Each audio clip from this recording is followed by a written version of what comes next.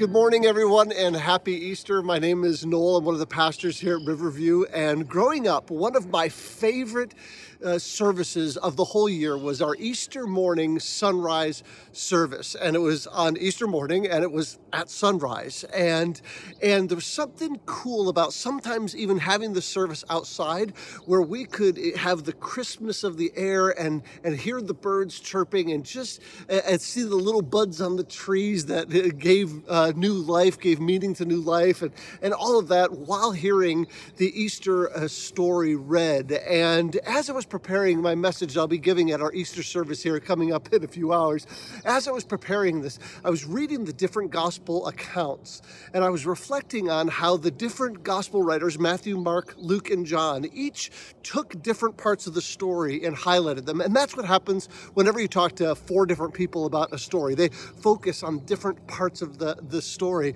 And I was reading these and putting them in chronological order, and it was really powerful to hear the drama unfold of Easter morning when it's read in chronological order. So what I did is, that's why I've got my iPad instead of my Bible, is I typed up all of the different story elements and put them in a probable chronological order. And that's all I want to do today in this devotional, is I want to read you that chronological reading of the Easter story. Here it is. There was a violent earthquake because an angel of the Lord descended from heaven and approached the tomb.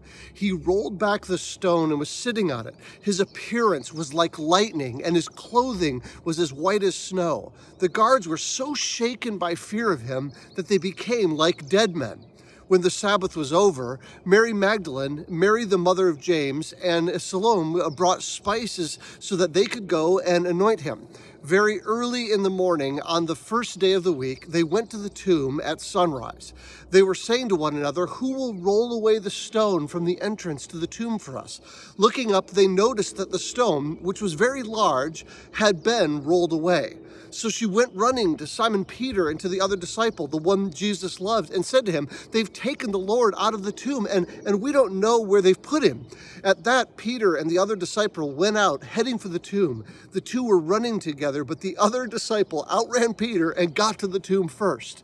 Stooping down, he saw the linen cloths lying there, but he did not go in. Then following him, Simon Peter also came, and he entered the tomb and saw the linen cloths lying there.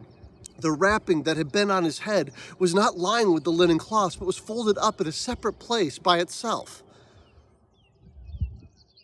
The other disciple, who had reached the tomb first, then also went in, saw, and believed. For they did not yet understand the scripture that he must rise from the dead. Then the disciples returned to the place where they were staying, but Mary stood outside the tomb crying. And as she was crying, she stooped to look into the tomb, and she saw 2 angels in white sitting where Jesus' body had been laying, one at the head and the other at the feet. They said to her, "Woman, why are you crying?" "Because they've taken away my Lord," she told them, "and I don't know where they've put him." So the women were terrified and bowed down to the ground. "Why are you looking for the living among the dead?" asked the men. "He is not here, but he has risen.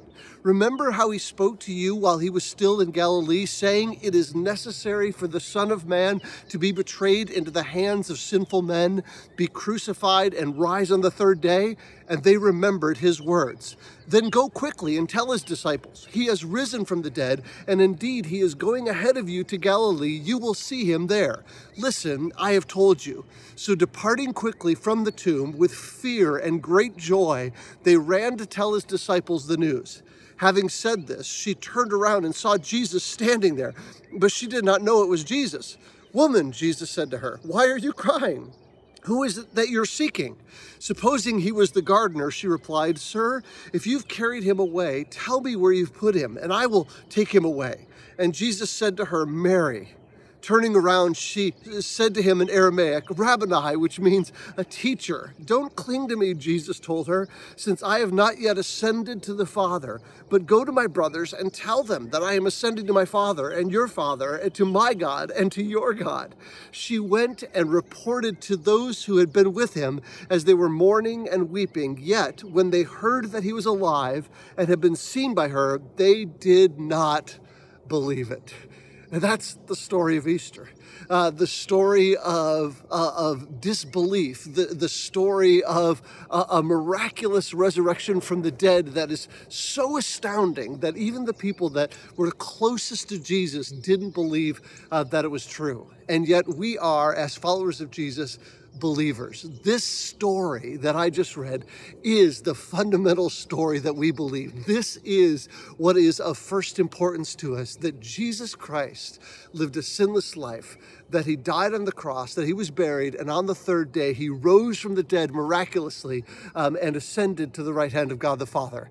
I look forward to worshiping with you for the Easter services in just a couple hours, and hope that today, even in the crazy circumstance that we're in, you get an opportunity to really celebrate what Jesus has done for you. Happy Easter.